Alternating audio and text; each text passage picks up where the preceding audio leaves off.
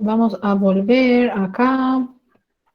Mientras ustedes vuelven, ya voy a preparar acá mi material.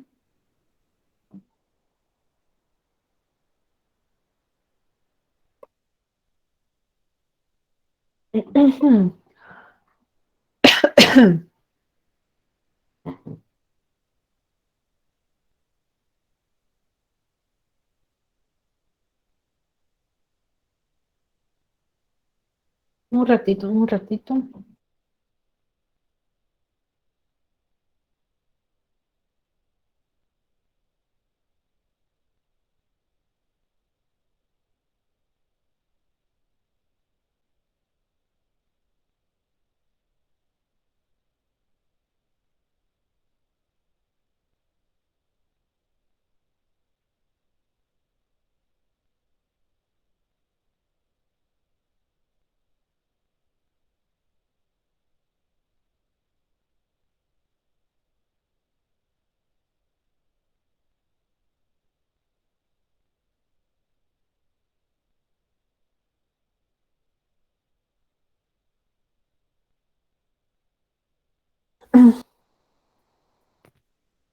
Hola, gente, ¿están por ahí? ¿Podemos continuar ya? Bueno, excelente. No está dando problema el link de asistencia, ¿verdad? Están pudiendo marcar la asistencia. Ok.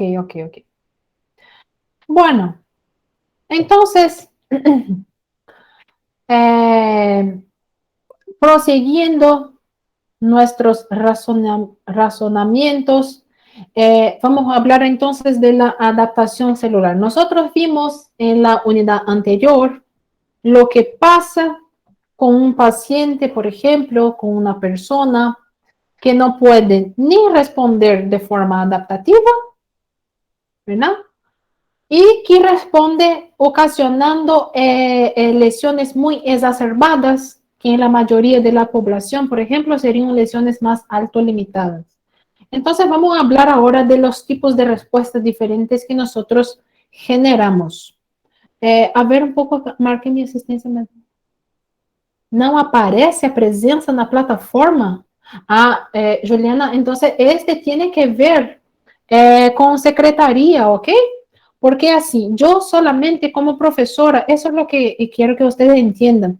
Yo como profesora solamente habilito y deshabilito el link para ustedes.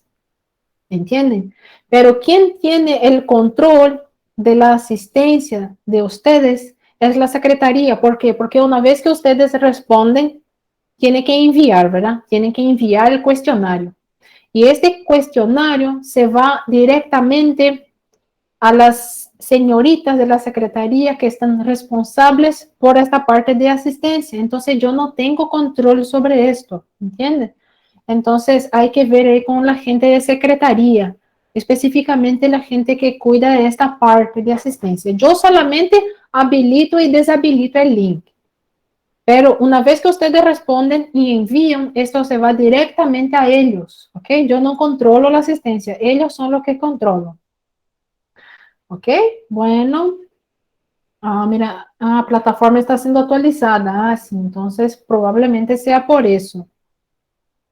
Bueno, entonces continuando acá, gente, hablando de las adaptaciones, ¿verdad? Adaptaciones tanto del crecimiento cuanto de la diferenciación celular. Tenemos en cuenta que las adaptaciones pueden ser cambios reversibles en el tamaño, como ocurre, por ejemplo, en la hipertrofia, ¿verdad? O puede ser también cambios en el número, en la cantidad de células de un determinado tejido o de un determinado órgano, pero también puede ser cambios tanto en el número cuanto en el tamaño, como ocurre en la atrofia. Tengan en cuenta que la atrofia, gente, puede ser por una disminución del tamaño, pero también puede ser por una disminución de la cantidad de células. Entonces, por ejemplo, en el caso del útero, ¿verdad? Que nosotros vimos en la otra unidad. ¿Qué pasó con el útero?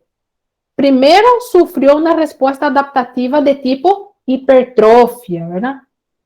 Enseguida, después del parto, tendría que responder, tendría que hacer una segunda respuesta adaptativa que sería la atrofia.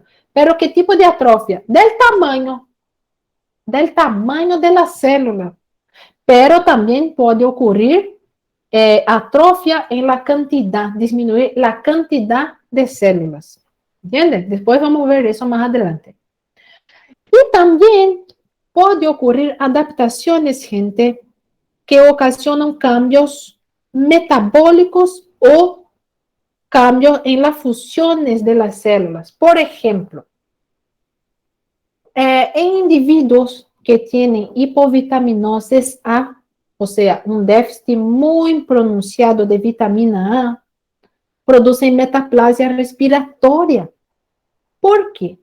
Porque la vitamina A es responsable de mantener el equilibrio de los epitelios que son secretores de fluidos, que secretan algún tipo de fluido, por ejemplo, la conjuntiva ocular, por ejemplo, el epitelio respiratorio, el epitelio de los bronquios, de los bronquiolos. ¿Qué tipo de epitelio es? Un epitelio cilíndrico, un epitelio simple, ciliado. Y entre esas células tenemos células caliciformes ahí, ¿verdad? Que producen moco para protección de este epitelio, ¿verdad? Tiene una función ahí, este epitelio ciliado.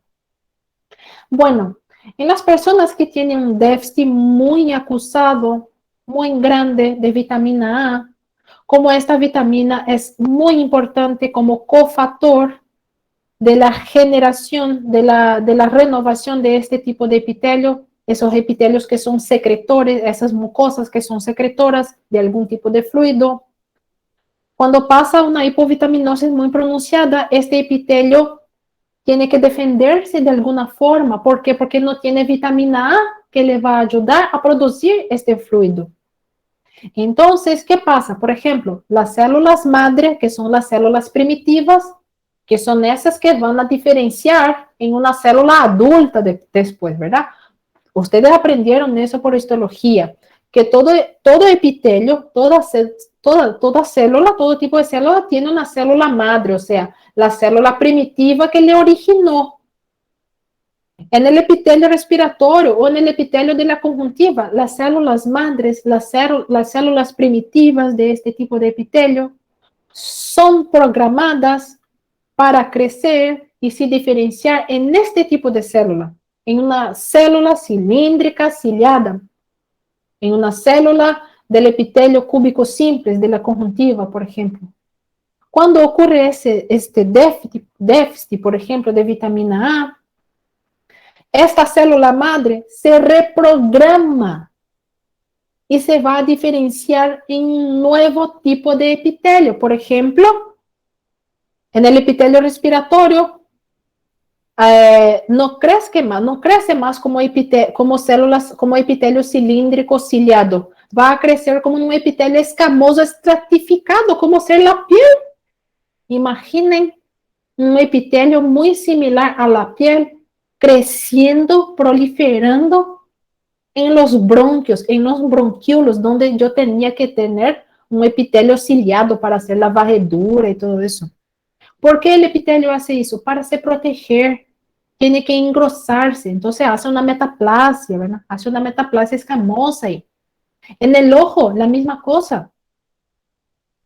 Cuando hay un déficit, por ejemplo, de vitamina A, la conjuntiva se engruesa, se pone más gruesa, aparecen manchas, manchitas bien gruesas en la conjuntiva, se llaman manchas de Bitot, o sea, son pedacitos, son áreas donde creció epitelio escamoso estratificado en el ojo. ¿Por qué hace eso? Para se proteger, se engruesa, para se proteger del entorno. Pero consecuentemente, claro, perdemos algunas funciones, como es del epitelio ciliado, como es la función de las cilias en el epitelio respiratorio. ¿Entienden? Entonces, las respuestas adaptativas son buenas, sí, son buenas, pero cuando son fisiológicas, porque cuando se vuelven patológicas, ahí empiezan los problemas. Entonces, empezando por la hipertrofia. La hipertrofia nosotros sabemos que es el aumento del tamaño de las células.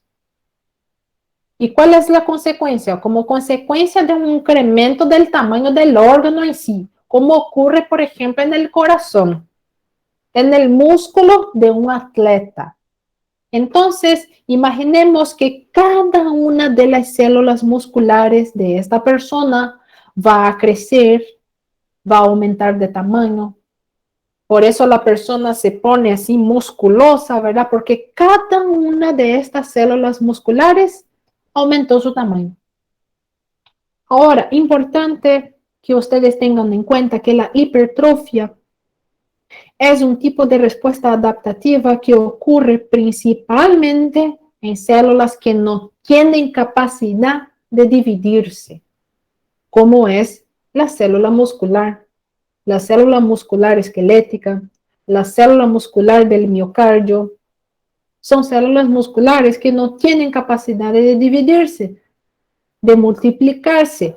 ¿Entienden? Entonces, eso es importante que ustedes tengan en cuenta. Hipertrofia ocurre en el contexto de células que no tienen capacidad de dividirse, o sea, no son capaces de hacer hiperplasia, pero sí hacen hipertrofia.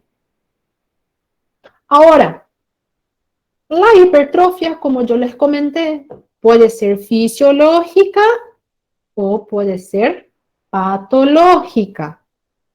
Vamos a empezar por la fisiológica. La fisiológica, la hipertrofia fisiológica ocurre por un aumento de la demanda funcional, o sea, de las necesidades metabólicas. O, por ejemplo, por estimulación hormonal o que sea los factores de crecimiento también. Entonces, el principal ejemplo de hipertrofia fisiológica por aumento de demanda funcional es lo que pasa en los músculos de los atletas de alto rendimiento. Entonces, ¿qué pasa con esos atletas? Bueno, una vez que estas personas entrenan mucho sus músculos, hacen las actividades físicas, ¿qué pasa? Aumenta la demanda metabólica energética del músculo, o sea, el músculo consume más nutrientes, consume más oxígeno. ¿Por qué? Porque tiene que producir más proteínas, porque se está ejercitando. ¿Por qué? Por un aumento de demanda. La actividad hace eso, aumenta la demanda funcional de los tejidos. La actividad física hace eso. ¿Y qué pasa con esos atletas? Bueno, todo es muy sincrónico.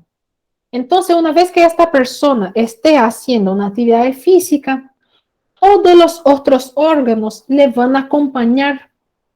Entonces, no es solamente el músculo esquelético que crece en estas personas. Su corazón también se torna condicionado de forma que el corazón de estos atletas, por más que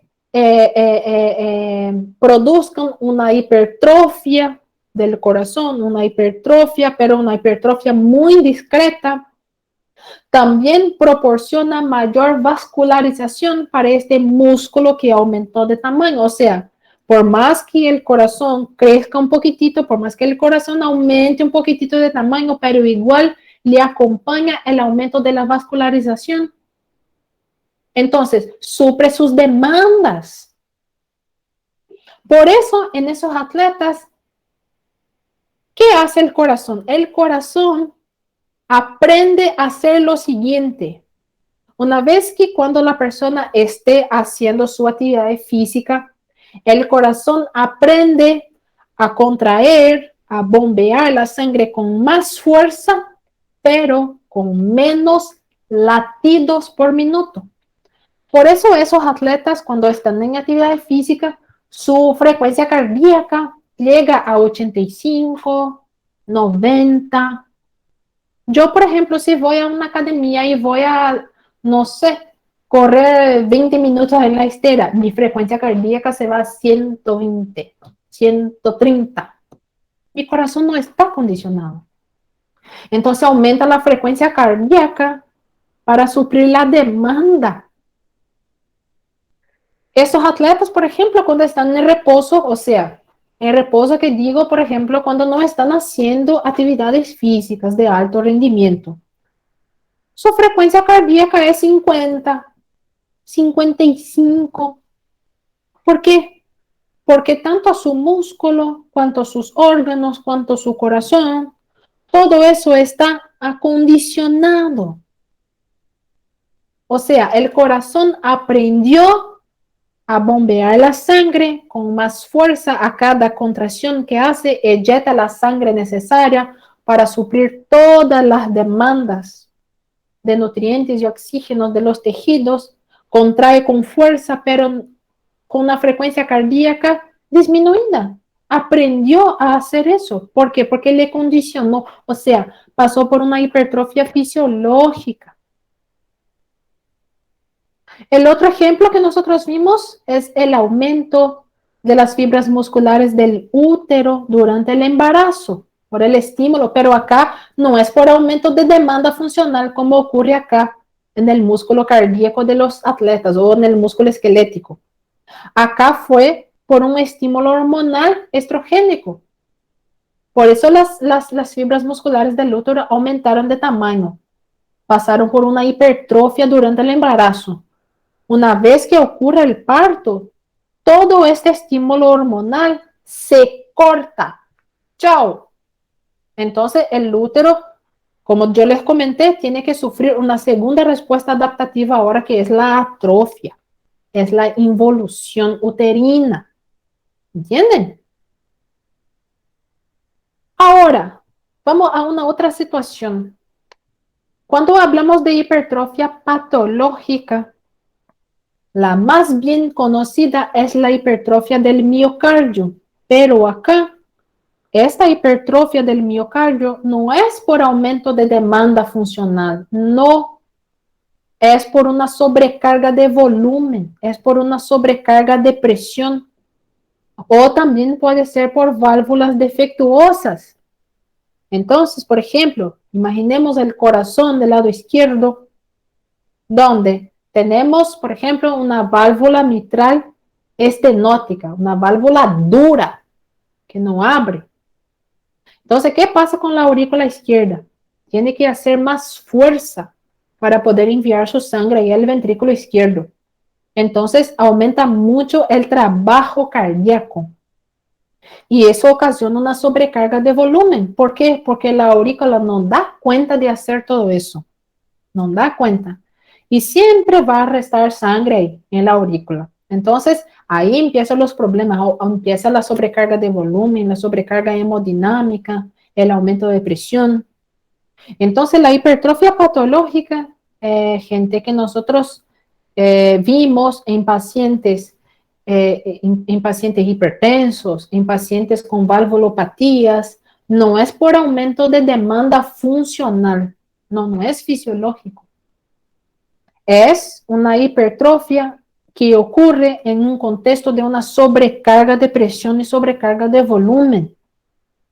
Entonces, acá vamos a ver el mecanismo de la hipertrofia.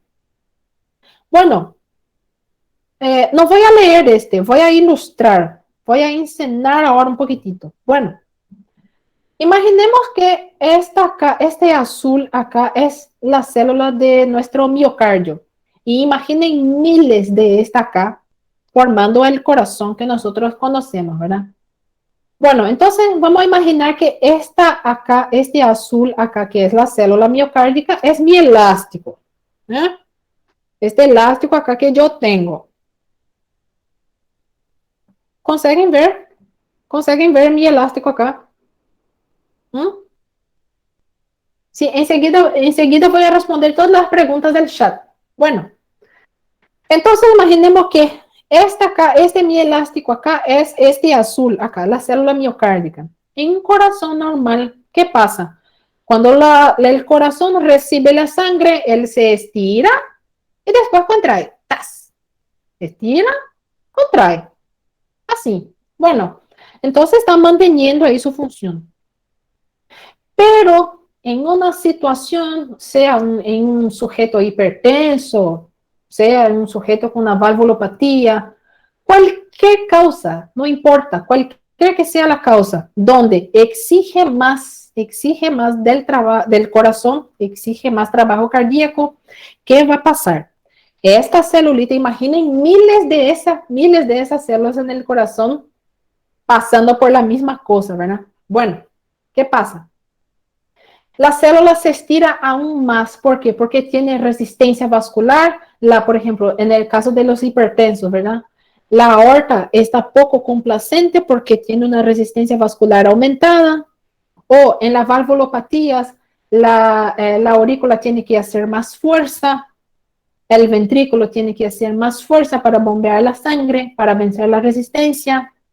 Entonces, ¿qué pasa? Esta célula acá se estira aún más, se estira mucho, mucho, mucho, mucho. ¿Y qué pasa? En la membrana de mi fibra muscular acá, nosotros tenemos un sensor mecánico que él detecta los grados de estiramiento de la fibra miocárdica. Bueno, ¿y qué pasa cuando el corazón está normal? Bueno, este sensor mecánico se estira y envía señales al sistema nervioso simpático y parasimpático para liberar catecolaminas, para ayudar en el trabajo cardíaco. También activa factores de crecimiento, eso para mantener, es un estado de manutención. Pero cuando esta fibra muscular se estira mucho, así, este sensor mecánico detecta un grado de estiramiento mayor y él grita a los cuatro vientos, por favor, ayúdenme porque yo estoy por morir. Mira cómo yo estoy me estirando acá haciendo fuerza. Ayúdenme, por favor. Eso, literalmente es eso lo que pasa. Entonces, este sensor mecánico envía señales al sistema nervioso simpático, por ejemplo, para que libere las catecolaminas, la noradrenalina, principalmente, para que se una acá a los receptores alfa adrenérgicos en el corazón. ¿Para qué? ¿Qué va a hacer las catecolaminas acá? Va a aumentar el inotropismo cardíaco, o sea, la fuerza de contracción.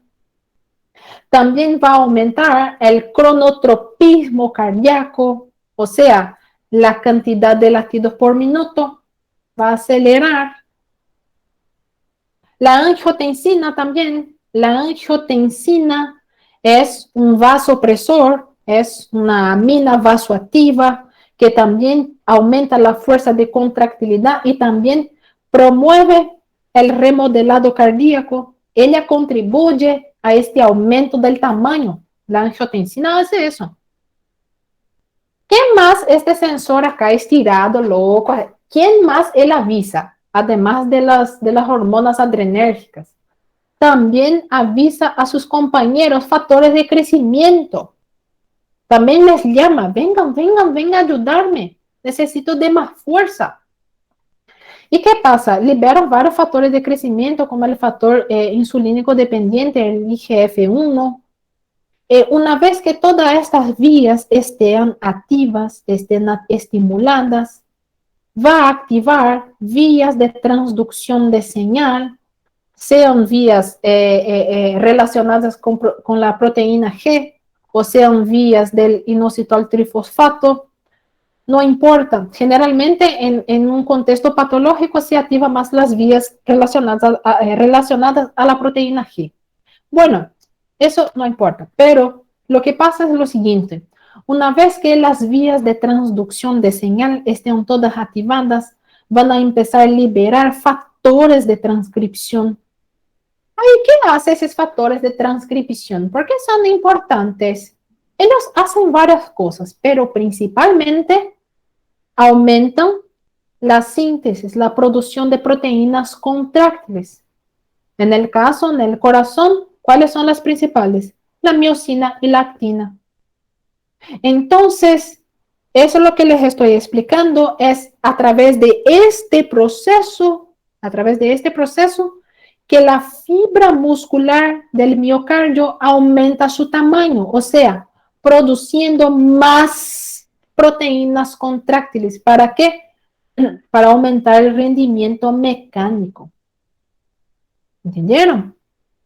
Entonces, volviendo acá, solo para concluir el pensamiento y ahí ya voy a aclarar las dudas que escribieron ahí.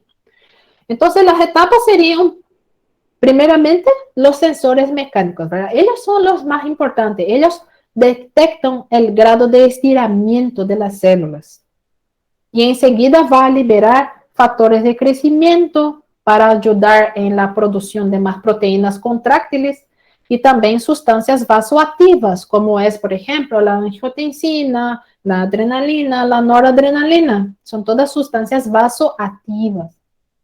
Bueno, una vez que estas vías estén activadas, van a enviar señales que se originan en la membrana y van a activar las vías de transducción de señal dentro de la célula. Ahora, acá, dentro. Esas vías de transducción de señal son intracelulares. Dentro de la célula muscular ocurre eso.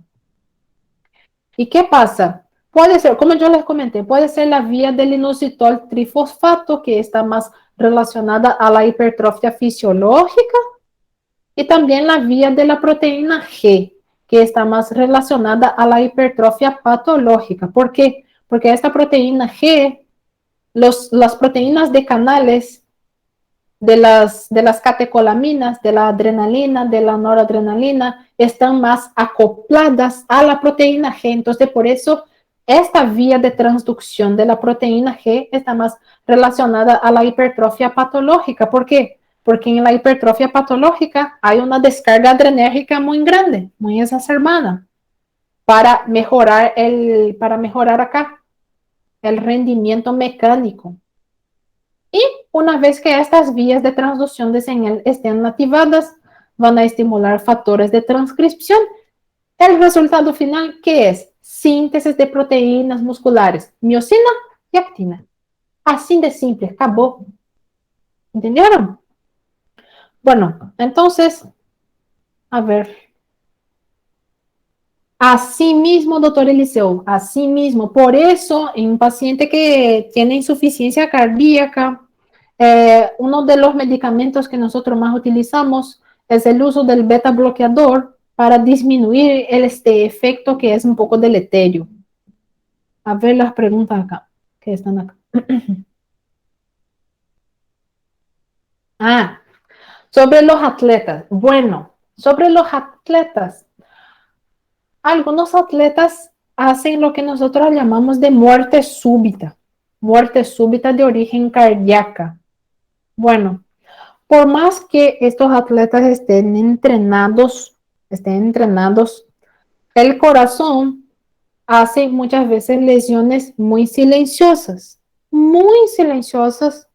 y a veces chiquititas, pero son deterioraciones que van se acumulando, pero como la persona es una persona muy condicionada, muy entrenada, cuando sufre una lesión muy llamativa, o sea, ya viene ahí acumulando pequeñitas lesiones, pero cuando sufre, por ejemplo, una descarga, una lesión, una estimulación nociva muy exagerada, ocasiona lo que llamamos de muerte súbita. Entonces, eh, eh, eh, ocurre, por ejemplo, una obstrucción muy llamativa, un ejemplo, ¿verdad? Ocurre una obstrucción muy llamativa de las coronarias y que ocasiona, por ejemplo, un infarto muy extenso y muy fulminante.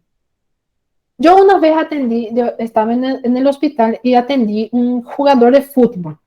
Me llegó a mí ahí y el muchacho así muy condicionado, se veía que era un paciente así,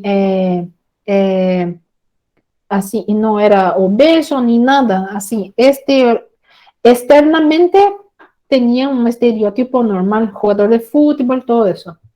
Y llegó a mí y me dijo, mira doctora, yo estoy con mareo, estoy con una opresión torácica que parece que me quiere ahogar acá y me da un desespero.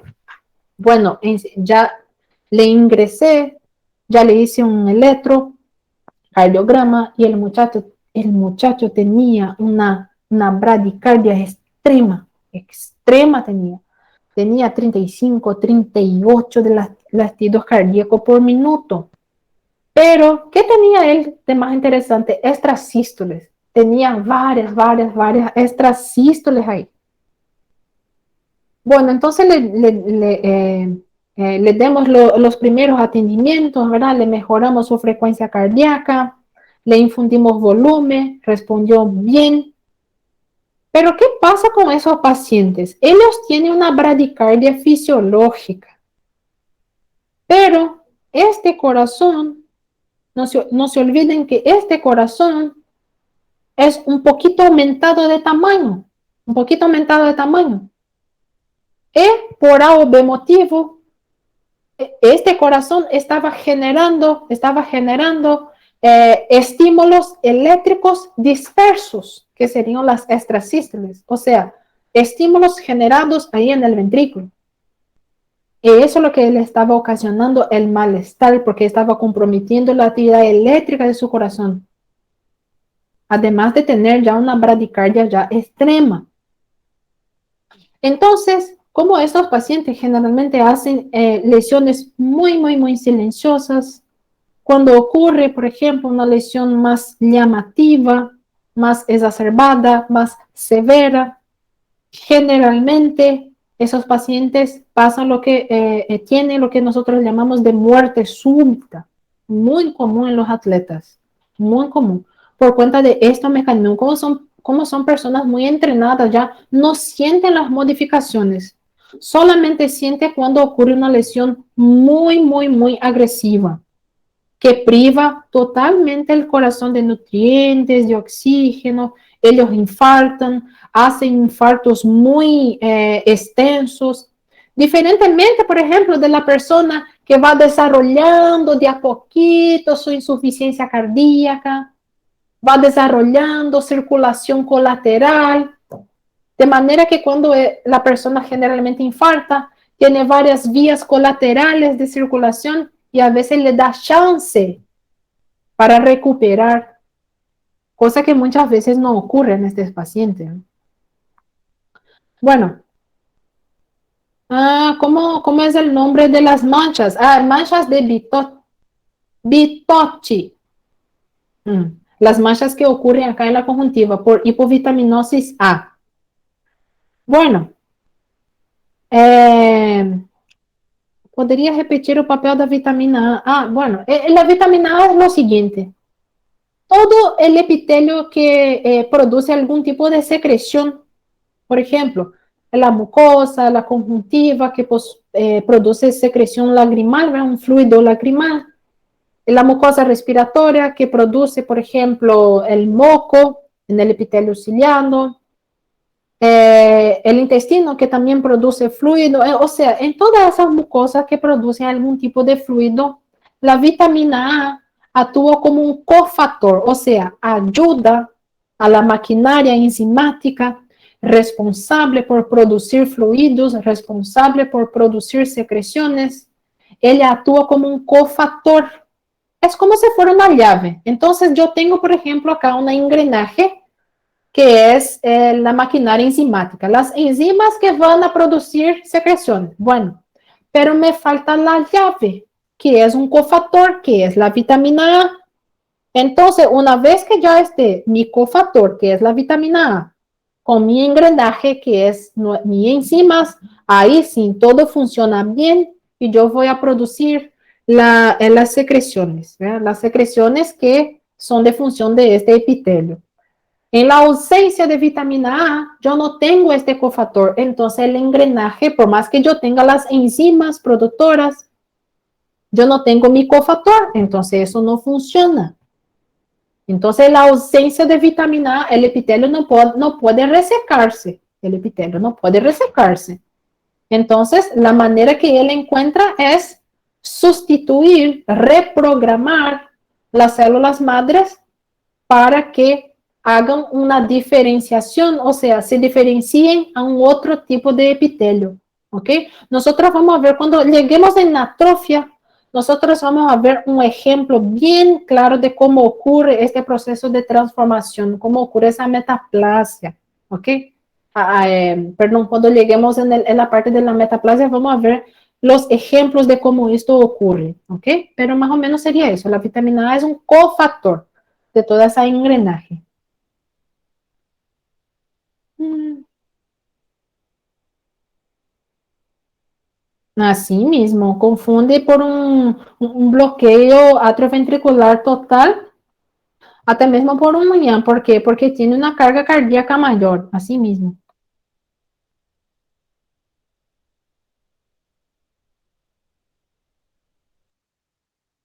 Sí, sí, así mismo, doctor Elaine. Ese estiramiento que yo les mostré acá, ese estiramiento exagerado de la fibra muscular, él le ocurre varias veces. La verdad que ese estiramiento no cesa, él no para, porque el corazón no para de trabajar, ¿verdad? El corazón no para de trabajar. Entonces, si yo no interrumpo este estímulo nocivo que es la sobrecarga dinámica, que es el aumento de presión, o sea, si yo no corto por la raíz estos estímulos nocivos al corazón que le exige un mayor trabajo, ese estiramiento, él no cesa nunca. Y eso solo va a ser deteriorando, se va deteriorando.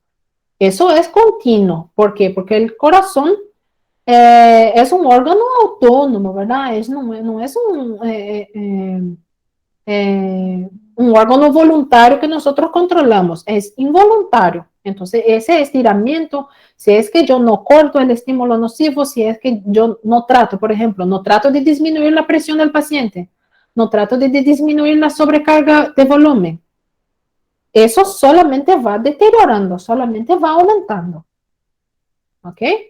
Bueno, entonces, siguiendo acá, como yo les comenté, por cualquier que sea la causa acá, sea la hipertensión, que causa una sobrecarga de presión, sea por enfermedad valvular, que causa una sobrecarga de presión y de volumen, o sea por un infarto del miocardio, donde una determinada región de la pared del ventrículo, generalmente el ventrículo es lo que más infarta, una determinada región de mi ventrículo se vio privada de nutrientes, de oxígeno, sufrió una isquemia. Este local, esta región de la pared ya no funciona más, es disfuncional.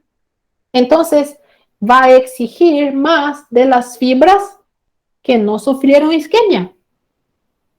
En la fábrica es así. Los funcionarios que no hacen su trabajo, resta a los demás hacer. Así son las cosas, ¿verdad? Quien no cumple su función, sobrecarga a los demás. Así son las cosas.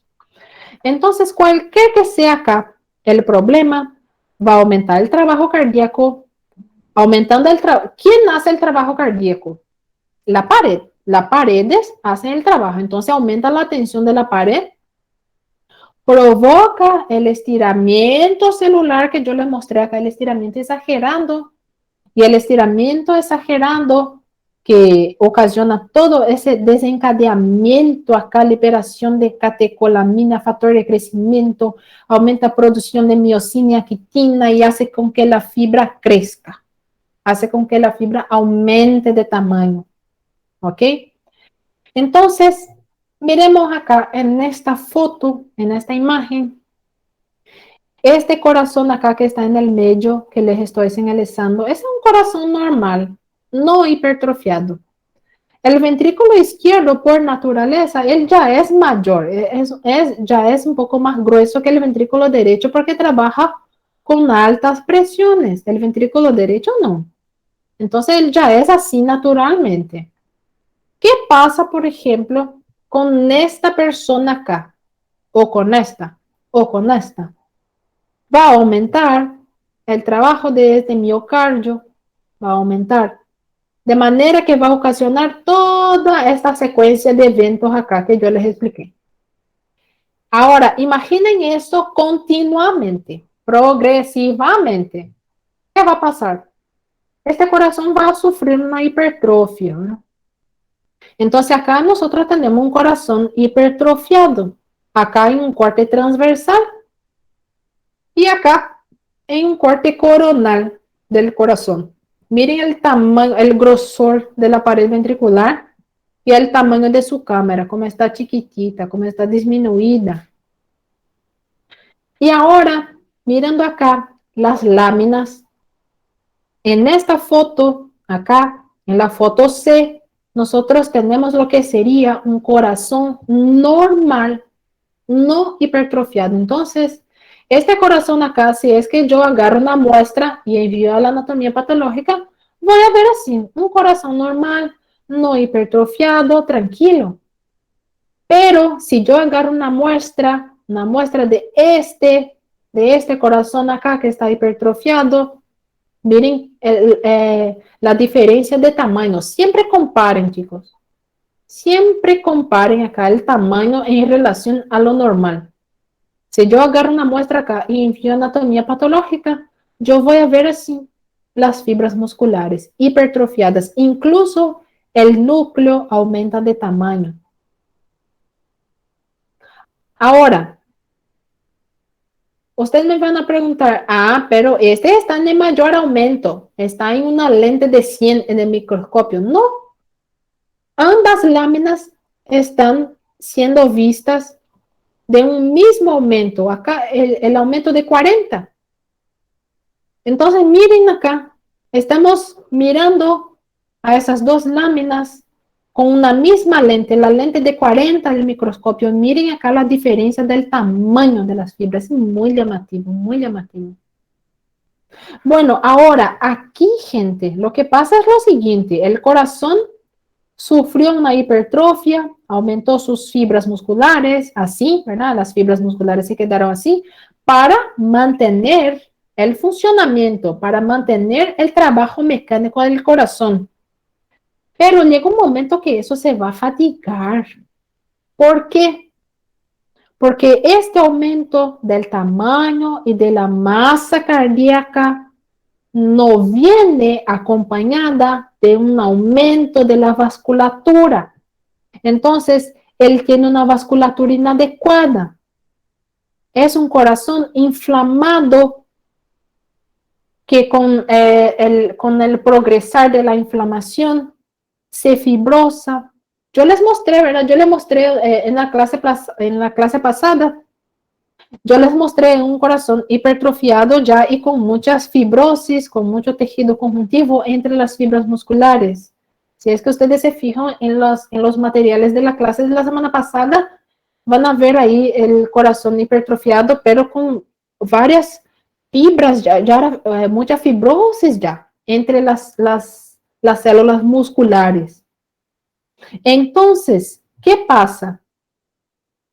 Cuando este corazón acá, cuando este miocardio se fatiga, se cansa, ¿por qué? Una vez que él esté hipertrofiado, su demanda metabólica también aumenta. Él necesita de más nutrientes, necesita de más oxígeno, necesita de más perfusión sanguínea. Pero como eso no sucede, va a llegar un momento que este corazón va a quedar así. Ahora, comparen el tamaño total del órgano con este. Un corazón dilatado es aún mayor que un corazón hipertrofiado. Y si yo saco, por ejemplo, si yo saco una muestra de este corazón acá dilatado y envío a anatomía patológica, ¿cómo va a estar la fibra muscular? ¿Así? ¿Disminuida? No, va a estar así, igual, hipertrofiada. ¿Y qué pasó acá? Porque parece que el corazón disminuyó de tamaño, ¿verdad? Parece que acá disminuyó el grosor. Sí, el grosor sí, pero el tamaño de la fibra no. Lo que pasó acá es que esto acá se dilató, perdió su función contráctil. Miren cómo se agrandó la cavidad. Miren cómo está grande acá la cavidad del corazón en comparación a este que está chiquitito. Este corazón está, hipertónico. Por eso está así, contraído. Ahora, acá ya no. Estas fibras acá se dilataron, se cansaron, están blandas, están frouxas y por eso se dilata. Entonces, de nada me sirve una cavidad de este tamaño si este miocardio no tiene fuerza para contraer. ¿Mm? Entonces, los cambios celulares que nosotros vemos acá, en un inicio que era para contribuir, para incrementar la función del miocardio, por sí mismo contribuye a esto, al desarrollo de la insuficiencia cardíaca. Bueno, ¿entendieron este proceso de la hipertrofia?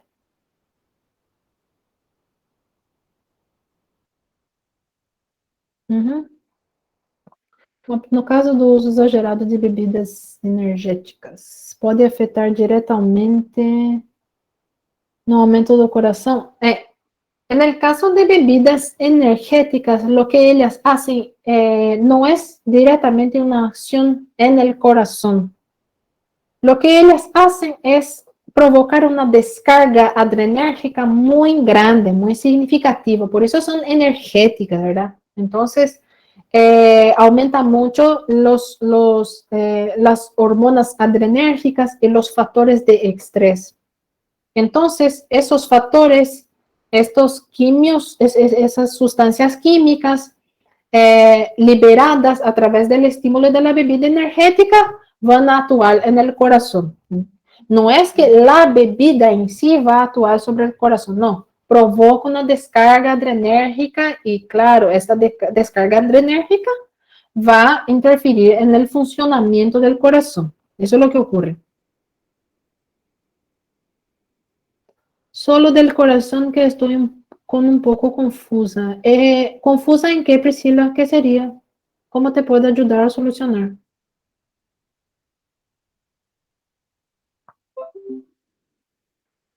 En este.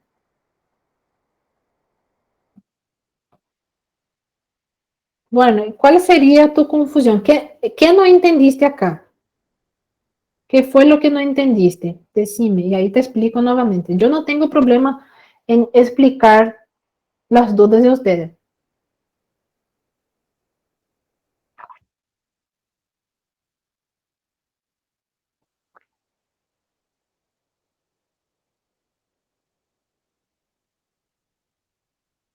Priscila, puedes activar tu micrófono, si quieres. Cuando delata. Ah, no, le voy a explicar acá. Bueno, lo que pasa, Priscila, es lo siguiente. Este corazón está hipertrofiado en este primer momento, acá como les estoy señalizando, este corazón se hipertrofió en una tentativa de incrementar la función, de ayudar acá, de ayudar en el trabajo cardíaco. ¿Entiendes? Entonces aumenta el tamaño y la masa en un intento de mejorar el rendimiento mecánico del corazón. Entonces, nosotros tenemos acá un corazón hipertrofiado para compensar la sobrecarga de presión, la sobrecarga de volumen. El corazón está obligado a hacer más esfuerzo y se pone así hipertrófico. ¿Entiende? Entonces, Priscila, todo músculo independiente, sea en el corazón, sea en el músculo esquelético, todo el músculo que yo estimulo, él se pone más musculoso, aumenta de tamaño, se hipertrofia. Pero acá lo que pasa es lo siguiente. Este miocardio que vos estás mirando acá, que está bien grueso, esto también necesita de más nutrientes, de más oxígeno. ¿Y de dónde este miocardio saca eso? De la vascularización, de las coronarias, que es las arterias coronarias son las responsables por nutrir el corazón. Las coronarias nutren el miocardio. Pero las coronarias, en estos casos, no dan cuenta, no consiguen proveer todos los nutrientes y oxígeno que este miocardio engrosado necesita. ¿Y qué pasa con un músculo que no recibe nutrientes y oxígeno suficientes para mantener su trabajo? Una hora, en algún momento se va a fatigar, se va a fatigar. Entonces, este corazón acá se dilata y se pone así, dilatado. Y lo que yo les expliqué fue lo siguiente. Si yo saco, por ejemplo, una muestra de este corazón hipertrofiado y llevo anatomía patológica y miro, voy a ver así las fibras hipertrofiadas, grandes. Mira un poco como estas fibras musculares están grandes, aumentadas de tamaño, en comparación con una fibra normal. Muy diferencia de tamaño. Entonces, esta sería una fibra hipertrofiada del miocardio, pero en este corazón que está dilatando, las fibras no disminuyeron de tamaño. Si yo saco, por ejemplo, una muestra de este corazón que está dilatado y voy a mirar el microscopio, las fibras igualmente van a estar hipertrofiadas, van a estar grandes, ¿entiendes? ¿Por qué? Porque no es que este corazón regredió de tamaño, no, él no regredió, solamente dilató. Acá él está hipertrofiado, pero está hipertónico, contraído. Acá no, él está hipertrofiado, pero el grosor del miocardio está más fino porque se dilató, perdió su tonus, perdió la fuerza contráctil. Por eso nosotros vemos así, dilatado. Este corazón ya no tiene más fuerza contráctil. Este sí. Incluso tiene una gran fuerza contráctil ahí. Pero una hora se va a cansar. Este corazón se va a fatigar. Y ahí se queda así, dilatado, frouxo, blando, que no tiene fuerza. Pero tanto en este cuanto en este, las fibras miocárdicas están así, hipertrofiadas. Este acá no regride, una vez que esté así, difícilmente va a revertir. ¿Por qué? Por ejemplo, si es en el músculo esquelético, una vez que se cesa, una vez que se corta el estímulo, ¿verdad? El músculo vuelve a su tamaño. Eso pasa, eso suele pasar. Ahora, díganme, el corazón, por si acaso, para de trabajar. No, no, no para de trabajar. Entonces, el estímulo no se corta, el estímulo, la sobrecarga, si es que no tratamos al paciente, el estímulo nocivo se pone de forma progresiva, progresivo, progresivo, progresivo. Y esto acá no se revierte. ¿Entienden? No sé si entendiste ahora. Muy bien, muy bien. Asimismo, Glauber sería un estágio más avanzado de la enfermedad. Cuando se dilata, ¿verdad? Cuando se dilata, tenemos una disfunción sistólica muy pronunciada. El paciente tiene una disfunción sistólica muy pronunciada, muy sintomática. El paciente está muy congestivo. Entonces, sí, la última etapa de la insuficiencia cardíaca es esta. Cuando las cámaras cardíacas ya están hiperdilatadas, perdieron su función sistólica. ¿Por qué? Porque el corazón se fatigó.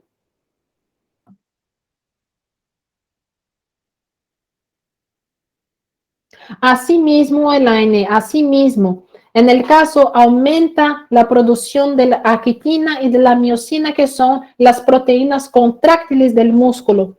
Aumentando las proteínas, la fibra miocárdica aumenta de tamaño. Nosotros vemos, por ejemplo, las fibras así, de este tamaño, porque acá tenemos el triple, el doble, el cuádruple de la cantidad de miocina y aquitina lo que tenemos acá. Entonces, sí, aumentan de tamaño porque acá se aumentó la producción de proteínas contráctiles debido a todo este mecanismo acá que yo les expliqué. A ver.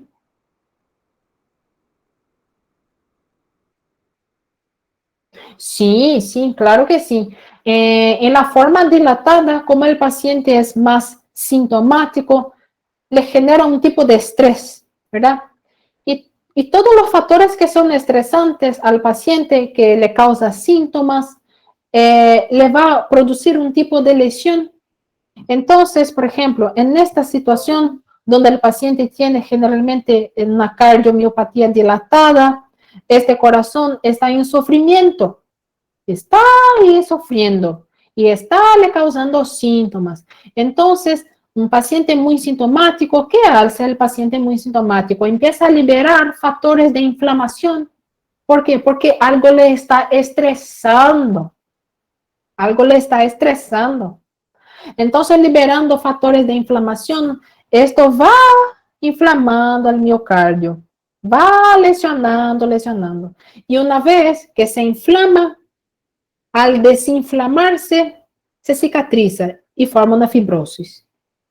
Entonces, con el tiempo, muy buena pregunta, doctor, con el tiempo, esta cardiomiopatía dilatada se puede ir fibrosando de a poquito, va ocasionando pequeñas áreas de fibrosis. Y nosotros sabemos que donde hay fibrosis es un tejido duro, es una fibrosis. Entonces, con el tiempo, el paciente puede desarrollar una cardiopatía restrictiva, o sea, no dilata y no contrae, es duro. ¿Entienden? Entonces, sí, debido a una inflamación constante, el paciente puede producir áreas de fibrosis en el miocardio, de forma que el individuo desarrolla también un tipo de cardiopatía restrictiva, o sea, el corazón tampoco contrae, pero tampoco dilata para recibir la sangre. ¿Entienden? Sí mismo. Sí, empeora muchísimo. Bueno, entonces, prosiguiendo. Bueno, entonces vamos a hablar ahora de un otro tipo de respuesta adaptativa que es la hiperplasia. La hiperplasia es el aumento del número de células, o sea, aumenta en cantidad. Hay tejidos inclusive que son capaces de hacer hiperplasia y hipertrofia, como la mama, por ejemplo. La mama en actividad es un tejido, como es un tejido con capacidad para dividirse, hace hiperplasia, pero las células también aumentan de tamaño, entonces también producen hipertrofia junto. Entonces hay tejidos que producen hiperplasia y hipertrofia. En el caso acá, cuando hablamos de hiperplasia, estamos hablando de tejidos con capacidad para dividirse, para producir mitosis, ¿verdad? Y igual que la hipertrofia, nosotros tenemos hiperplasia fisiológica y hiperplasia patológica. Vamos a empezar por la hiperplasia fisiológica. ¿Quién promueve? ¿Quién causa hiperplasia fisiológica? Las hormonas son los principales causadores de la hiperplasia fisiológica en el organismo o también los factores de crecimiento. Entonces, son diversas las circunstancias donde ocurre una hiperplasia fisiológica. Por ejemplo, para aumentar la capacidad funcional de un órgano o para compensar una lesión, por ejemplo, como es en el proceso de cicatrización o en un proceso de resección. Un ejemplo de eso es la donación de órganos. El sujeto, por ejemplo, donante de órganos, cuando hace una donación de parte de su hígado, si es un hígado saludable, claro que la persona, primero, para donar una parte de su hígado, de su órgano, tiene que pasar por una batería de estudios para ver si este hígado está saludable, está sano. ¿Y qué hace el hígado? El hígado, por ejemplo, es un tejido altamente regenerativo. Hace regeneración celular. Entonces, este, por ejemplo, es una circunstancia donde el órgano hace una hiperplasia fisiológica. Un otro ejemplo es lo que ocurre acá. ¿Qué estamos mirando en esta imagen superior? Si es que ustedes no reconocen, no les voy a perdonar, porque seguramente ya vieron esta imagen por histología. No, no les voy a perdonar, en serio, si es que ustedes no reconocen esa estructura acá. La imagen superior. ¿Qué les parece? ¿Qué estamos mirando ahí?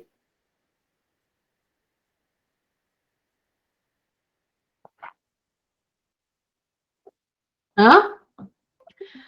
Tenemos acá un ducto, tenemos acá lobulillos, mira un poco, tiene varios, acá yo tengo un lobulillo con varias glándulas acá. Tenemos un tejido estromal entre un lobulillo y otro. Acá tenemos otro lobulillo, otro lobulillo. Entre los lobulillos tenemos acá el estroma.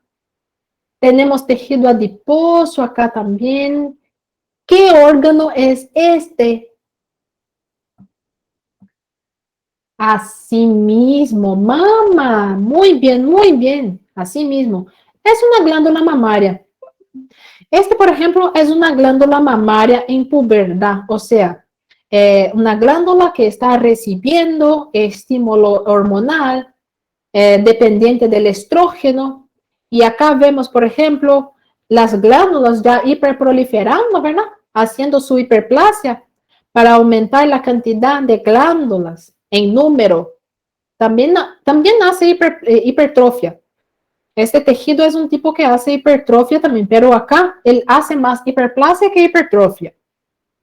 Y acá vemos ya glándulas proliferando. Entonces, ese, por ejemplo, es una hiperplasia fisiológica dependiente de hormonio. ¿Cuál sería el hormonio? El estrógeno, ¿verdad?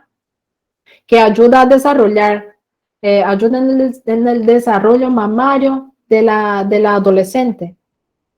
En este otro acá, este les voy a perdonar, este yo les perdono si es que ustedes no reconocen. Acá, por ejemplo, tenemos una mama funcionante, una mama lactante. Miren acá la diferencia de esta mama con esta. Tenemos glándulas mucho más pronunciadas, productoras de leche, bajo estímulo de la prolactina. Entre una glándula y otra ya no tenemos casi tejido estromal como vemos acá. Este tejido acá, un tejido conectivo, ¿verdad? Entre un lobulillo y otro. Este tejido rosado acá, que sería el estroma, nosotros ya no vemos más acá, todo glándula acá. Glándula, glándula, glándula. Está secretando leche ahí. Y mucho menos vemos a tejido adiposo, ¿verdad? Entonces, tanto este cuanto este, por ejemplo, son tejidos que pueden producir hiperplasia fisiológica bajo estímulo hormonal. Un otro ejemplo de una situación de hiperplasia fisiológica sería la hiperplasia que ocurre en la médula ósea frente a cuadros de hemorragia, por ejemplo. Entonces, una persona que sufrió un traumatismo, pasó por un accidente y está ahí perdiendo sangre, ¿verdad? Fracturó el fémur y justamente ahí le agarró la arteria femoral. ¡Ay, qué trágico! Bueno, y la persona está perdiendo sangre. ¿Qué hace? ¿Qué ocurre en estos cuadros? Bueno, el riñón, por ejemplo, es un órgano muy, muy, muy, muy sensible a la baja de volemia, a la hipovolemia. ¿Y qué pasa? El riñón detecta que le está llegando poca sangre. ¿Y qué hace él? Me está llegando poca sangre. ¿Qué será que está pasando? ¿Será que está sangrando por alguna parte? Bueno, entonces me voy a prevenir. ¿Qué voy a hacer yo? El riñón, ¿verdad? Bueno, voy a hacer una antidiuresis porque tengo que asegurar la volemia que yo tengo. Entonces, hace una acción antidiurética para asegurar, para retener volumen. Entonces, disminuye el volumen urinario del paciente. La primera cosa que el riñón hace. La segunda cosa que el riñón hace, bastante importante también, una vez que él detecta que le está llegando poca sangre, él empieza a producir eritropoyetina para que esta eritropoyetina estimule a la médula ósea a producir más eritrócitos. ¿Por qué? Porque la persona está sangrando. no, tiene que compensar este estado de hipovolemia, ¿entienden? Entonces, fisiológicamente, es también un tipo de hiperplasia fisiológica que ocurre en la médula ósea, por ejemplo. Así también pasa con los cuadros de hemólisis, o sea, cuando tenemos destrucción de las hemácias. Hay sujetos, por ejemplo, que hacen un tipo de hipersensibilidad a la penicilina, por ejemplo. Un derivado de la penicilina se une en la membrana de los eritrócitos, de forma que esos eritrócitos se quedan marcados y el eritrócito marcado se va a destruir cuando pase por el vaso le va a destruir, porque está marcado, hace una hemólisis intensa, es una reacción de hipersensibilidad. Igualmente el riñón recibe la señal que está llegando poca sangre, produce eritropoyetina, estimula la médula ósea a producir más eritrócitos. ¿Por qué? Porque las hemácias están siendo destruidas por algún motivo. ¿Entienden? Entonces son situaciones, por ejemplo, que el cuerpo hace hiperplasia fisiológica. Pero tenemos también situaciones que suelen ocurrir una hiperplasia patológica. ¿Y qué sería la hiperplasia patológica? Igualmente que la fisiológica, son ocasionadas por acciones hormonales o factores de crecimiento, pero en exceso, doctores. Acá son acciones en exceso. ¿Y cuáles serían, por ejemplo, situaciones patológicas de hiperplasia? Tenemos la hiperplasia endometrial, o sea, cuando recibe estímulo estrogénico muy exagerado. Tenemos, por ejemplo, la hiperplasia prostática benigna, que también cuando recibe una acción androgénica muy exagerada. También tenemos una hiperplasia patológica, que es el condiloma culminando, o sea, la infección por el virus del HPV, cuando se internaliza en las células escamosas de la piel, de la vulva, lo que sea. Cuando se internaliza en las células escamosas del epitelio, estimula estas células a proliferar de forma anómala, de forma exagerada, produciendo las verrugas que nosotros conocemos como condiloma acuminado. Entonces, acá, por ejemplo, yo puse acá estas dos imágenes, estas dos láminas, para ilustrar un poco este tema de la hiperplasia endometrial, para que entiendan el proceso. Bueno, el endometrio de una mujer normal, de una mujer así que recibe un estímulo hormonal, ¿no? Así, dentro de los niveles basales, pasa por varias etapas. El endometrio tiene que cumplir un ciclo que nosotros llamamos de ciclo menstrual. Ustedes ya aprendieron eso por fisiología. Y dentro de este ciclo existen etapas. Y una etapa muy importante es la primera etapa, que es la fase proliferativa. Esta fase del endometrio, que es la fase proliferativa, como el propio nombre ya sugiere, es la fase que el endometrio, miren acá, el endometrio está proliferando, o sea, todo eso acá son glándulas endometriales, glándulas endometriales, glándula, glándula, glándula, glándula. Entonces, miren el epitelio de estas glándulas, que son estas células acá, miren cómo están hiperproliferativas, o sea, están en la primera fase del ciclo menstrual bajo estímulo del estrógeno. Entonces, eso sería una hiperplasia fisiológica, ¿ok? Eso es normal. Después ya vamos a ver lo que ocurre cuando se torna patológico. Después, cuando el endometrio termina su fase proliferativa, va a la siguiente fase, que es la fase secretora, donde estas glándulas acá, hiperproliferativas, van a empezar a secretar. ¿Bajo estímulo de quién? Bajo estímulo de la progesterona. O sea, en esta fase, nosotros tenemos una producción una producción mayor de progesterona.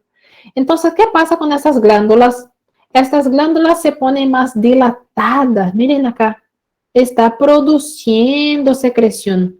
Acá nosotros podemos ver una glándula endometrial productora de secreción, o sea, está secretando, doctores. Y miren acá cómo este endometrio, todo eso es el endometrio, ¿verdad? Todo eso es el endometrio. Miren acá cómo este endometrio ya tiene puntos sangrantes. Estos puntitos acá más rosaditos son vasos sanguíneos, doctores. ¿Entienden? Cuando cumpla la función secretora, cuando cumpla la fase secretora, todo eso se va a descamar y se va a exteriorizar en forma de ¿qué? En forma de menstruación. Ahora, lo que pasa, por ejemplo, en una hiperplasia endometrial patológica. Miren acá. Yo quiero que ustedes miren primero en esta lámina acá, en esta lámina inferior, en esta foto inferior, todo eso son glándulas endometriales. Miren acá. Glándulas, todo eso son glándulas, todo. Glándulas endometriales. Miren cómo son glándulas más desorganizadas. Miren cómo las células son más feas, son más atípicas.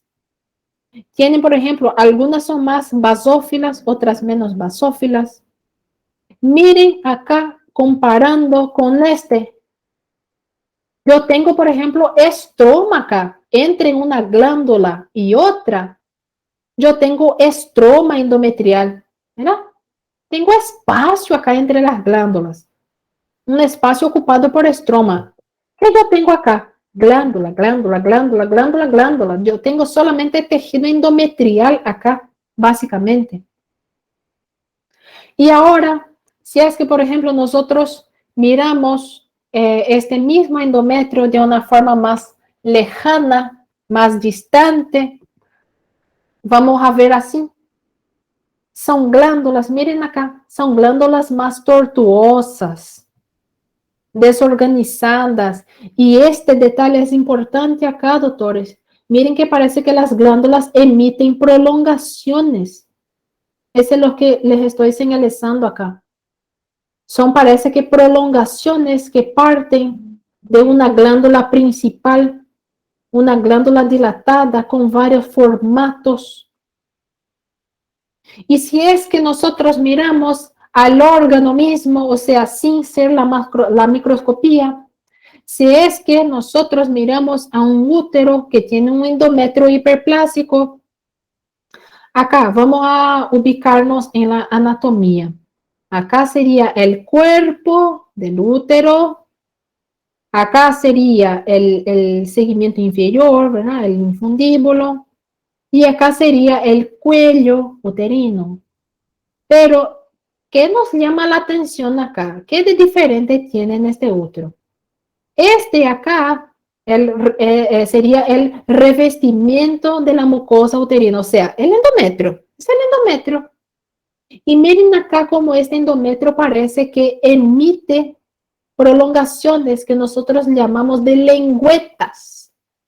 Miren cómo parece que él emite lenguas, prolongaciones. Miren esta, que enorme es, una lengüeta enorme. O sea, el epitelio está proliferando tanto, el endometrio, ¿verdad? Está proliferando tanto, tanto, tanto, que la superficie interna del útero no da cuenta. Entonces, él crece, se prolongando hacia la cavidad uterina en forma de lengüetas. De tanto que este epitelio está hiperplasiado, está hiperproliferado. ¿Entienden? Entonces, esto ocurre, doctores, esto ocurre cuando la mujer está frente a estímulos estrogénicos muy exagerados. Por ejemplo, acá, yo puse acá para que se queden bien claro y para que ustedes perciban cómo es importante saber este tipo de información. Bueno, acá, esta pregunta que salió en el examen de residencia de la Universidad Federal de Tocantins, preguntó lo siguiente: son todos factores de riesgo para hiperplasia y carcinoma de endometrio, excepto, o sea, él quiere saber lo que es factor de protección acá. O sea, ¿cuál de estos no es un factor de riesgo para hiperplasia? O sea, no es una condición hiperestrogénica. ¿Por qué? Porque la hiperplasia endometrial es inducida por estrógenos. Entonces, ¿cuál de estas situaciones no sería una situación hiperestrogénica capaz de ocasionar hiperplasia endometrial?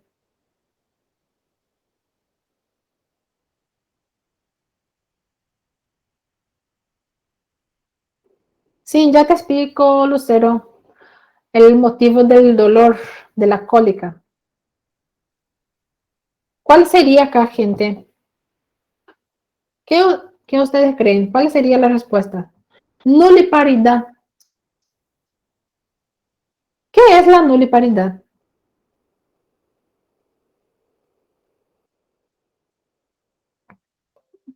¿Qué es la nuliparidad? Nuliparidad es la mujer que nunca se embarazó. Es una nulípara.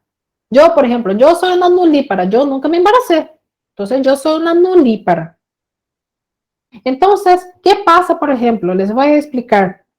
La nulípara, por ejemplo, es una mujer que cumple estas dos fases endometriales, o sea, está expuesta a estrógeno y una fase a la progesterona. Ahora, ¿qué pasa con la mujer cuando se embaraza? La mujer embarazada se queda 9 meses, 40 semanas, 38 semanas bajo estímulo de la progesterona, doctores.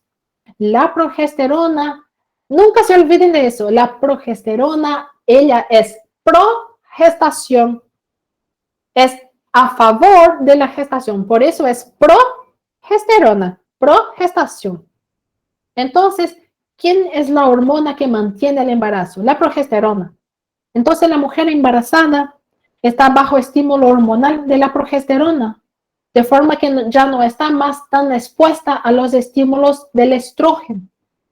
Entonces, la mujer que se embaraza durante el periodo del embarazo no está más expuesta al estímulo estrogénico. Por eso, acá, doctores, la nuliparidad sí es un factor de riesgo para hiperplasia y carcinoma de endometrio. ¿Por qué? Porque se queda más tiempo expuesta al estímulo estrogénico. Así de simple. No es que toda nulípara va a sufrir hiperplasia endometrial, no. Nosotros no estamos afirmando que la persona va a desarrollar hiperplasia, no. Son factores de riesgo, factores de riesgo. Lo mismo pasa, por ejemplo, en la síndrome del ovario poliquístico, la obesidad y la diabetes. Entonces voy a comentar un poco de la letra B y de la letra D para que ustedes entiendan, porque ustedes se van a deparar con este tipo de información en otras materias que sean. Bueno, ¿qué pasa con las pacientes que tienen síndrome del ovario poliquístico? Y una cosa importante, existe una diferencia entre ovario poliquístico y síndrome del ovario poliquístico. La persona puede tener simplemente el ovario poliquístico, sin las manifestaciones sistémicas. Cuando tiene, por ejemplo, manifestaciones sistémicas junto con ovario poliquístico, ahí sí tenemos el síndrome del ovario poliquístico. ¿Cuáles serían las manifestaciones sistémicas? Por ejemplo, el acantosis nigricans, que es un indicativo de una resistencia insulínica, probablemente esas pacientes pueden desarrollar diabetes tipo 2, las pacientes que son portadoras de síndrome del ovario poliquístico. Tienen, por ejemplo, hirsutismo, que es una distribución pilosa de tipo androide, o sea, una distribución de pelos que no es común en mujeres, que es más típica de los hombres, o sea, tiene una distribución pilosa muy típica de una distribución pilosa androide. Ahora, lo que quiero les llamar la atención es que en esta situación del síndrome del ovario poliquístico, en la obesidad, en la diabetes tipo 2, la persona tiene un tipo de obesidad que es la obesidad visceral, o sea, la obesidad central, o también llamamos de obesidad androide. ¿Qué sería, por ejemplo, una obesidad de tipo ginecoide? La obesidad que se encuentra más en la periferia, acá, en esta parte donde las mujeres acumulan más grasa, acá en las caderas, en el cuadril, donde nosotras acumulamos más grasa. Entonces es una grasa de distribución más periférica, o sea, una grasa de tipo más ginecoide. Entonces, ¿qué pasa en estas mujeres que tienen un tipo de obesidad central, o sea, una obesidad visceral más concentrada acá en el tronco? Este tipo de grasa, este tipo de tejido adiposo, tiene mucha sensibilidad a los andrógenos. Las mujeres producen estrógeno, progesterona, pero también producimos andrógenos. ¿Y qué pasa con esta adiposidad central de tipo androide? Le agarra todito los androides, los andrógenos, porque le gusta, tiene sensibilidad a los andrógenos. ¿Y qué hace con el andrógeno? ¿Le cuida? No, le convierte en estrógeno. Por eso, las personas, por ejemplo, las pacientes que tienen un cierto grado de obesidad, las pacientes diabéticas, principalmente el diabetes tipo 2 y el síndrome del ovario poliquístico, son pacientes que tienen este tipo de obesidad y tienen esta tendencia a agarrar los andrógenos que producen y convertir en estrógeno. ¿Qué va a hacer este estrógeno? O sea, la mujer está en una situación hiperestrogénica. Además del estrógeno que el ovario ya produce, la grasa también produce estrógeno. Entonces sí, es un factor de riesgo para hiperplasia y carcinoma de endometrio. Igual, por ejemplo, la terapia de reposición hormonal con estrógenos. Esto suele ocurrir en pacientes, por ejemplo, posmenopáusicas, ¿verdad? Entonces, pacientes en menopausia o posmenopáusicas, pero que tienen muchos síntomas climatéricos, ¿no? Que tienen muchos síntomas y que tienen útero, a veces nosotros hacemos reposición hormonal para calmar los síntomas. ¿Por qué? ¿Qué ocurre en la menopausia? ¿Cuál es la principal característica de la menopausia? La falencia ovariana. El ovario simplemente está parando de funcionar. Eso es la principal característica fisiológica, fisiopatológica de la menopausia.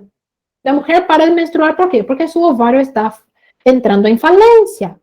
Eso es normal, hace parte de la vida. Bueno, ¿y qué pasa? Con la falencia ovariana, la mujer está dejando de producir sus hormonas, el estrógeno, la progesterona. Entonces, hay tejidos que son muy dependientes de estas hormonas. Hay mujeres que se quedan muy asintomáticas, por ejemplo. Hay mujeres que refieren que no pueden seguir con su vida sexual. ¿Por qué? Porque la vagina está muy seca, muy resecada. No está más húmeda, lubrificada. ¿Por qué? Porque el estrógeno hace eso. El estrógeno mantiene la humedad y el trofismo, la elasticidad de la vagina. De forma que la paciente te refiere que siente dolor cuando tiene relación sexual, que siente que está resecada, tiene ardencia. Entonces le hacemos reposición hormonal, pero si es una paciente, por ejemplo, que tiene útero, la reposición hormonal tiene que ser combinada, o sea, tiene que ser estrógeno con progesterona. ¿Por qué eso? Porque la progesterona contrarresta los efectos colaterales de los estrógenos, como por ejemplo la hiperplasia. Ahora, si es una paciente menopáusica que está muy sintomática, pero que ya no tiene útero, ya no tiene útero. Ahí sí, en esta paciente podemos hacer reposición hormonal solamente con estrógenos, sin le causar daños. ¿Entienden? Entonces, ¿qué me sobró acá? El uso prolongado de anticonceptivo oral combinado. ¿Qué es el anticonceptivo combinado? Tiene bajas dosis de estrógeno y tiene dosis de progesterona. Entonces, es un anticonceptivo que tiene las dos hormonas sintéticas.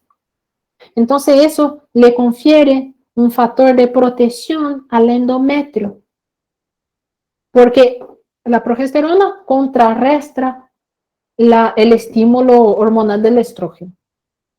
¿Entendieron? Bueno, a ver si tiene alguna pregunta. ¿Cuál sería este síndrome, Lucero? ¿Qué síndrome vos me estás preguntando? ¿El síndrome del ovario poliquístico?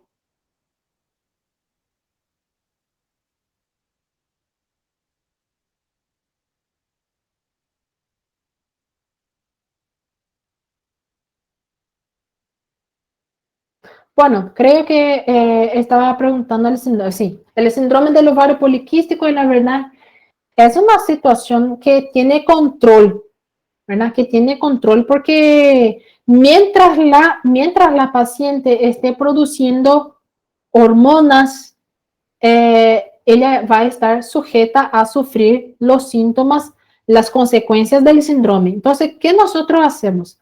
Tratamos de interrumpir todo este estímulo hormonal que la paciente tiene. Entonces, por ejemplo, si dentro de un contexto del síndrome del ovario poliquístico, la paciente presenta resistencia insulínica, aumento de la glicemia, acantosis nígricas, o sea, tiene toda una pinta ahí que ya está desarrollando un diabetes, le tratamos el diabetes. Si la paciente, por ejemplo, tiene un estado de hiperandrogenismo, que es lo que le caracteriza, ¿verdad? La paciente tiene, por ejemplo, hirsutismo, tiene acné, o sea, tiene toda una pinta androide, ¿verdad? ¿Cómo nosotros contrarrestamos eso? Con anticonceptivo oral combinado. Mejora muchísimo su hirsutismo, mejora muchísimo su acné. Ahora, por ejemplo, si es una paciente que tiene deseo de paridad, quiere tener hijos, entonces en este caso, solamente les voy a comentar, no voy a profundizar tanto, pero básicamente nosotros hacemos un tratamiento de inducción de la ovulación, porque generalmente estas pacientes, como son hiperandrogénicas, no ovulan, no liberan óvulos. Entonces, le hacemos una inducción de la ovulación farmacológicamente, con medicamentos. Entonces, en el síndrome del ovario poliquístico, lo que tratamos de controlar son los estímulos hormonales exagerados. ¿Ok? Bueno, sí, así mismo. Entonces, la respuesta es la letra C. La letra C sería nuestro excepto, o sea, él pidió acá lo que no es un factor de riesgo. Entonces, el anticonceptivo oral combinado no es un factor de riesgo para hiperplasia y carcinoma de endometrio. Al revés, es un factor de protección. ¿Por qué? Porque evita que la mujer se quede mucho tiempo expuesta a altos niveles de estrógeno. Porque el anticonceptivo oral combinado de hoy en día, actualmente, viene con muy bajos niveles, bajas dosis de estrógeno. Es muy poquitito. ¿Entiendes? Entonces, acaba que se torna un factor de protección para hiperplasia y carcinoma de endometrio. Ahora, todas las otras situaciones son situaciones que la mujer se queda más expuesta a estímulo estrogénico, que les expliqué por qué, ¿verdad?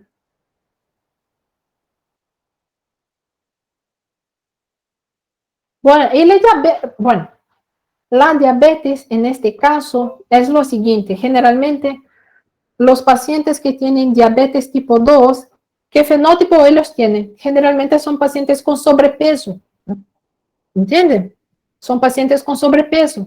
¿Por qué? Porque el diabetes tipo 2 se caracteriza no por ausencia de producción de insulina, no. El individuo produce insulina, pero son los tejidos que no, son resistentes a la acción de la insulina. Entonces, el organismo no logra almacenar la glucosa en exceso que está en la sangre. Entonces, eso más o menos sería la caracterización de la diabetes tipo 2.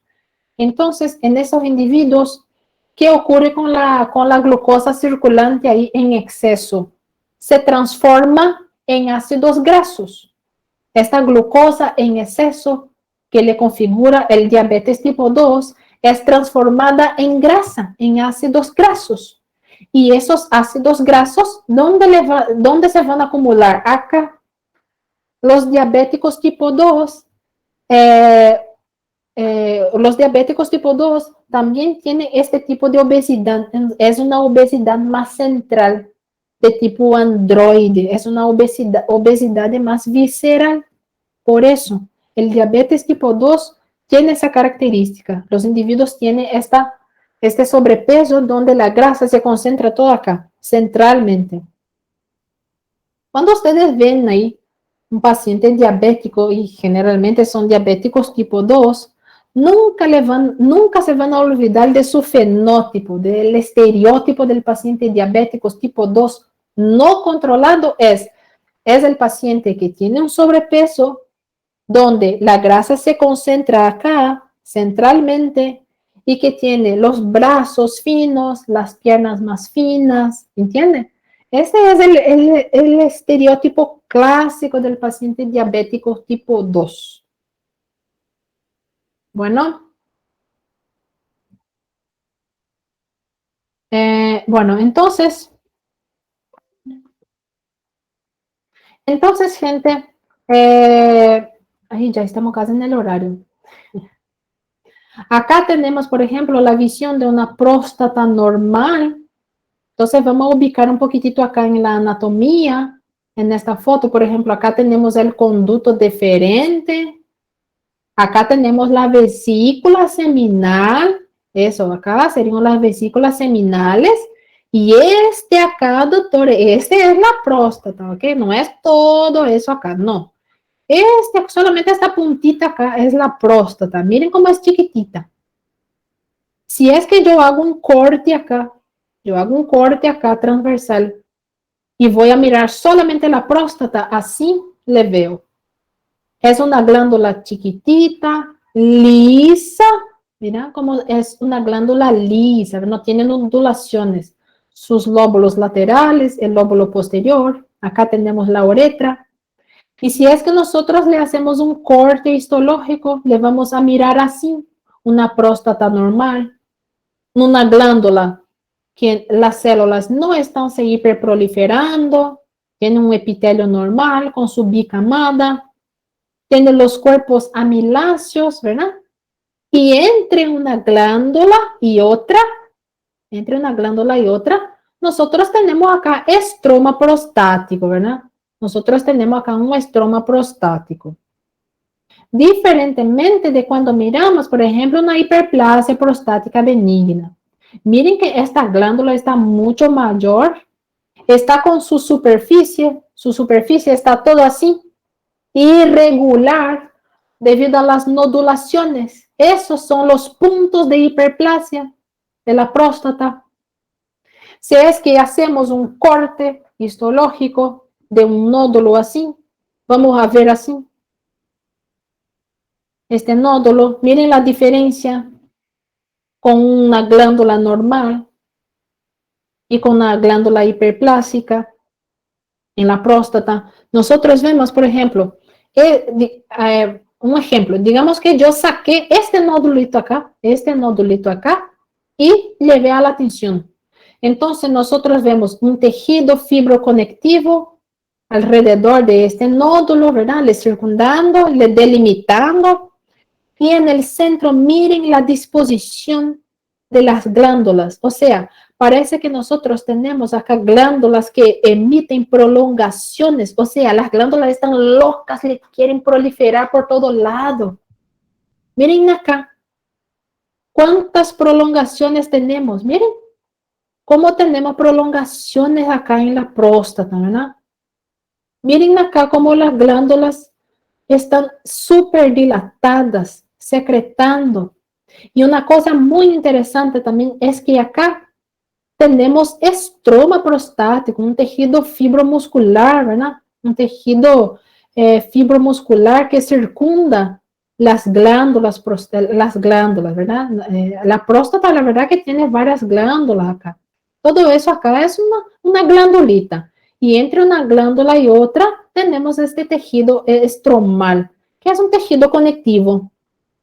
Y acá, miren cómo prácticamente no tenemos espacio para el estroma porque está todito ocupado por glándula, glándula, glándula, glándula, que empuja al tejido estromal y le da este aspecto acá, nodular, irregular de la superficie.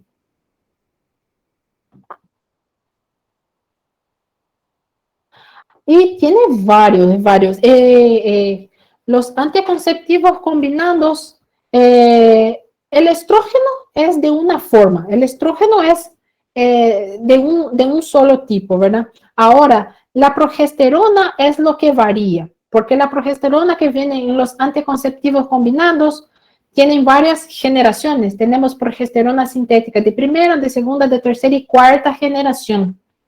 Entonces, lo que varía en los anticonceptivos combinados no es el componente estrogénico, es el componente progestagénico, es el componente de la progesterona, porque va a depender de la generación de la progesterona. Los más modernos tienen generalmente progesterona de tercera y cuarta generación, que tienen un efecto más así, menos androgénico, disminuye la cantidad de andrógenos, controla el acné, por ejemplo, las mujeres que tienen más acné, ¿verdad? También mejora mucho ese aspecto.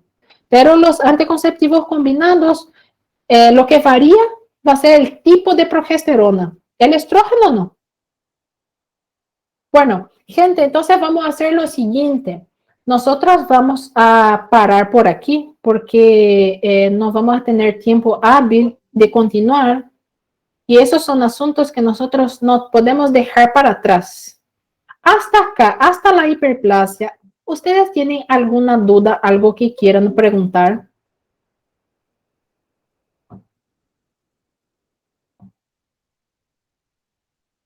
¿Se quedó todo claro?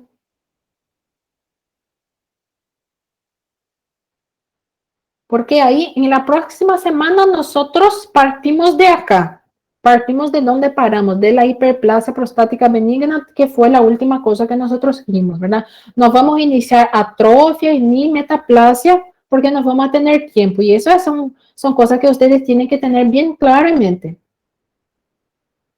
¿Nadie quiere preguntar más nada? ¿Entendieron todito? Bueno. Ok, gente, que tengan un excelente fin de semana.